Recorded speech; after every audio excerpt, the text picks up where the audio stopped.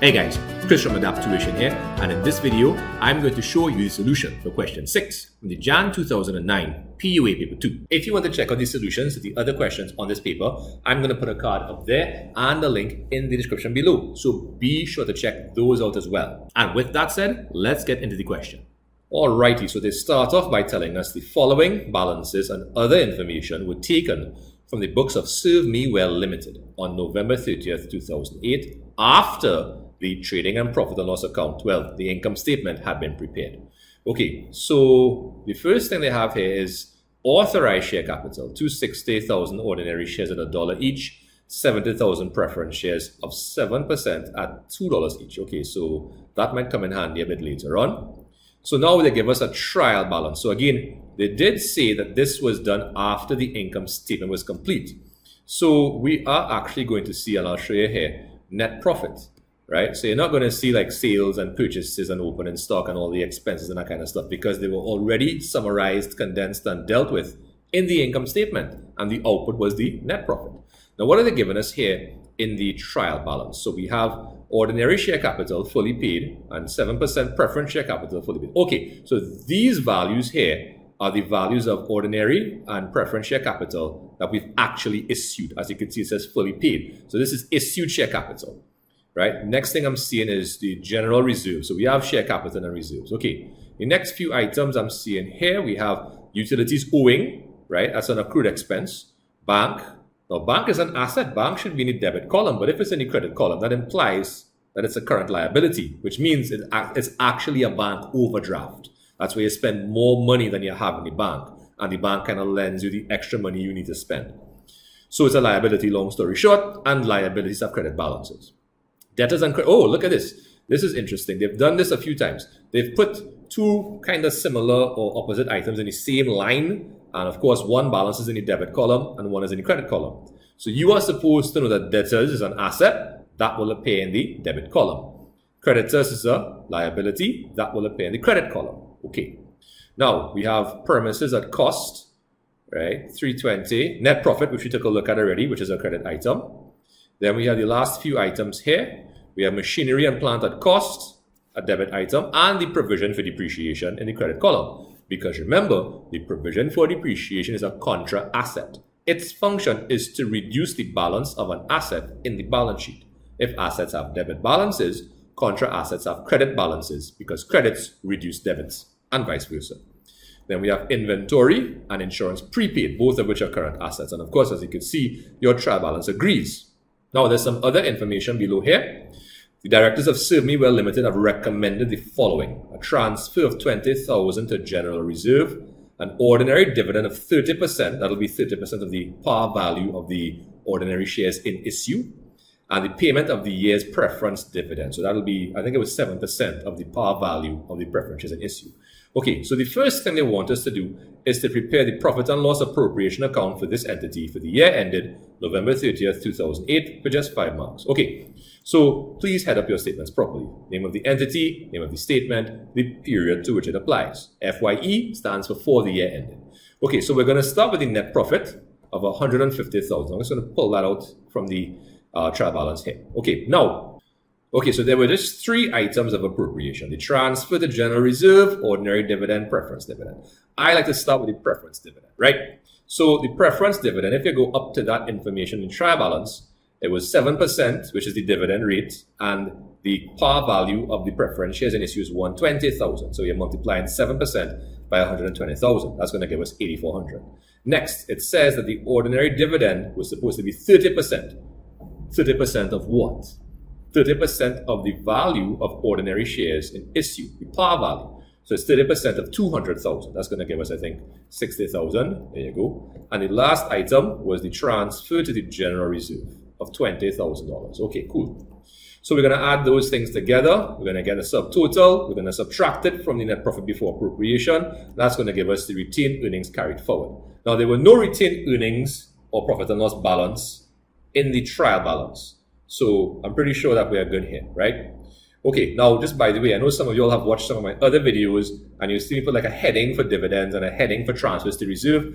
I just didn't feel like putting those headings for those sections because I felt it was simpler to present the appropriations together because it was just the 2 dividends and 1 transfer to reserve. Even if there were multiple transfers to reserves, you could just have 1 string of items, 1 column of items, or you could separate it into different categories, dividends and transfers to reserves separately. Okay, that's the end of part A. Let's take a look at part B. Okay, so part B is asking us to prepare a classified balance sheet in a vertical style for Serve Me Well Limited as at November 30th, 2008. Okay, cool. So I'm going to do this balance sheet 2 ways because recently I've been told CSEC POA people kind of prefer the assets equal to capital plus liabilities presentation or assets minus liabilities equal to capital, right? Before we used to use the working capital presentation almost all the time, which is non-current assets, current assets minus current liabilities, and then minus non-current liabilities, right? Now you could still use that one, but what they would kind of rather you do is put the non-current liabilities below and add it to capital, right? But all that said, I'm going to do this 2 ways. Both will be in order of permanence, starting with your non-current assets, going to your current assets, and so forth. One will be assets minus liabilities on top equal to capital below. The other will be assets only on top equal to capital plus liabilities below. So let's start off by, of course, heading up your statement properly. Name of the entity, name of the statement, the period to which it applies. So we're going to start off, as I said, with the non-current assets. Now, we have a couple. The first thing we have is the premises at cost 320, but there's no depreciation on that, right? So the cost minus 0 depreciation gives us the net book value of which is the same as the cost, right? The next thing we had was the machinery and plant at cost. So we had the cost is 180 and the depreciation is 36. So we're just going to line those things up and get 180 minus 36 is 144. We're going to add the columns going down to get the subtotals for them there, and we're going to use this figure going down as well. Now, the current assets. So we had inventory. Stock was 45,000. So let's put that in. Now, after that, we had debtors. Don't forget debtors and creditors were in the same line, but debtors was 40,000. So we're going to put that in. Then we had insurance prepaid of $3,000, right? And I think that was it because the bank, there was no cash figure. And the bank figure was an overdraft. So we're going to add those together to get total current assets, which we'll add to total non-current assets to get total assets of 552. Now we are going to subtract liabilities. We have no non-current liabilities, so we'll just stick with the current liabilities. Now, we have a couple of ones that are pretty obvious, right? We have the creditors, 25,000, so we're going to put that one in. And we have the, we have utilities owing and bank overdraft, right? So utilities owing, that's the accrued expenses. Now bank overdraft, I think was the last one I put in, right? Now you're seeing a little work in here of 12 and minus 8.4, and I'm going to explain that. And I have another one here for you. I have ordinary dividends payable. So let me explain these 2 things before you sort of want to know what is Chris doing, right? So if we go down to some information here on the appropriations, right? So the directors recommended the transfer to the general reserve. So that doesn't take place with cash. That's out of profits, retained earnings, right? They recommended an ordinary dividend and they recommended a payment of the year's preference dividend. So again, this is kind of, in my opinion, open to interpretation, right? So they specify the payment of the year's preference dividend, which means that the bank overdraft figure of 12,000, right? Even though you had an overdraft, they wanted you to pay the preference dividend, which we calculated back up in the appropriation account as 8,400. So even though you already have an overdraft of 12,000, you're going to have to spend more money to pay that preference dividend of 8,400. So that's why you're seeing that the overdraft went up, right? Now, some people might say, well, maybe they wanted us to actually accrue the preference dividend, and just like how I have the ordinary dividends payable here, right? But for me, you see, they actually use the word payment. So that's why I chose to act as if I paid the preference dividend when drawing up the balance sheet, right? Now, the ordinary dividends payable, right? So when we calculated, it was 30% of, I think, 200,000, which is how we got 60,000. And again, they said, and the directors recommended an ordinary dividend. They didn't say they recommended payment. Now, of course, yes, you have to pay it. Otherwise, what are you doing, right? But you see, you had the word payment here for the preference dividend, but you didn't have it for the ordinary dividend. So to me, that implied they paid the preference dividend, but they didn't yet pay the ordinary dividend. And probably because they don't have any money, right? They have an overdraft which they actually increased by paying the preference dividend, right? So they accrued the ordinary dividend, and an accrued dividend is a current liability because once you declare dividends, you're supposed to pay it off within a year. Okay, so we're going to total up those 4 items to get total liabilities of 110,400. We're going to subtract that from total assets to get net assets of 441,600. Now, your assets are the resources that the business uses to engage in business activity to earn revenue and ultimately profit. But resources, where do those resources come from? Do they magically appear out of thin air? No, they don't. They have to be paid for. They have to be bought with money. Where does the money to buy the assets come from? You have 2 sources. The owners via capital and entities other than the owner you borrow money from, your creditors, and that gives you liabilities. Now, we've dealt with the liabilities already. Let's deal now with the capital, the share capital and reserves. So the share capital, so we could go straight to the trial balance for that, right? So we have the ordinary share capital and the preference share capital. So we're going to put those items in, right? So no calculation necessary. I put stuff to calculate just because I felt to, but you don't have to, right? That's going to give us a total of 320,000. Now, we also have a reserves section. So I'm choosing to separate them here because I think it's important to show, right? Now, the reserves, we had 2. We had general reserve. Now, in the trial balance, they give us a balance here of 40,000. But don't forget, or rather, remember, down here in the appropriation section, they sent 20,000 more. So guess what? You're going to have 40,000 plus 20,000, giving us 60,000. And the last thing is the retained profits that we calculated in the appropriation account of 61,600. Adding those 2 things together gives us total reserves of 121,600. And when you add that to your total share capital, guess what you get? 441,600. Total share capital and reserves being equal to net assets. Net assets is assets minus liabilities.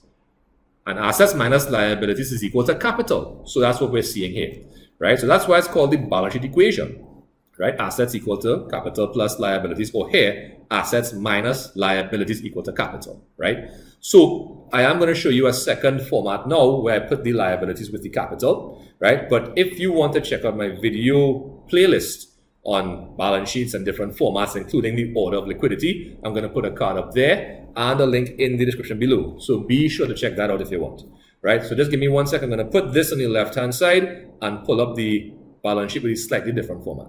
Okay, so I'm not going to go through and re-explain everything from scratch again. I'm just going to start populating items, right? Because all I did was shift around one section, right? So we have the same exact non-current assets, same exact current assets for a total assets of 552, right? So we're going to close off the top half of the balance sheet there. And now we're going to start the second half of it below with share capital and liabilities. So the share capital, we still have those 2 items. The reserves still have those 2 items. So now we have the same total of 441,600, but now we are adding the liabilities here. We have the same 4 liabilities, and adding the 110,400 to the 441,600 gives us the same 552 as we have up here for total assets. And remember, assets equal to capital plus liabilities, and our balance sheet balances.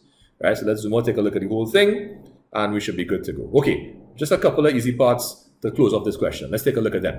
Okay, so C part 1 is asking us, state what a negative working capital indicates about the financial position of a business. Okay, so working capital, or net working capital as I prefer to call it, is current assets minus current liabilities. If you have a negative net working capital, it simply means that it indicates that the value of the business's current liabilities exceeds the value of its current assets and could indicate that it is in a risky financial position. Right? Again, it was just 1 mark, so you don't have to be overly elaborate, right? So, but if your current assets is less than your current liabilities, or put the other way, if your current liabilities is more in value than your current assets, you can have a problem, right? You won't be able to pay back what you owe when you owe it, and that could lead to problems, all right? Anyway, there's one last part. Let's take a look at it. It says, identify one method other than issuing shares which serve me well could have used to finance the business. So remember we said a bit earlier, we finance the purchase of assets. Where does the finance come to purchase assets? Either from issuing shares, as I said here, via the owner's equity or share capital, or you borrow via liabilities, right? So I have 2 here. Methods of finance other than issuing shares. Issue debentures. A debenture is a long-term loan or non-current liability. And the entity is borrowing money but on its terms, or it negotiates its terms with the lender, right? Or you could go to borrow from regular financial institutions, conventional loans, right? If you have any other sources, please feel free to put them in the comment section below so we can share knowledge and grow together. But you know what? That's about it for this question. All right, guys, so there you have it. That's the solution for question 6 from the Jan 2009 POA Paper 2. If you have any questions about it, please feel free to put them in the comment section below and I'll get back to you when I have a chance. If you want to check out any more videos, I'm going to put some cards up here. Don't forget to subscribe and be sure to check out my website where you'll find some pretty useful POA handouts. Anyway, guys, as per usual, thank you so much for watching. Take care of yourselves and I'll see you next time. Bye.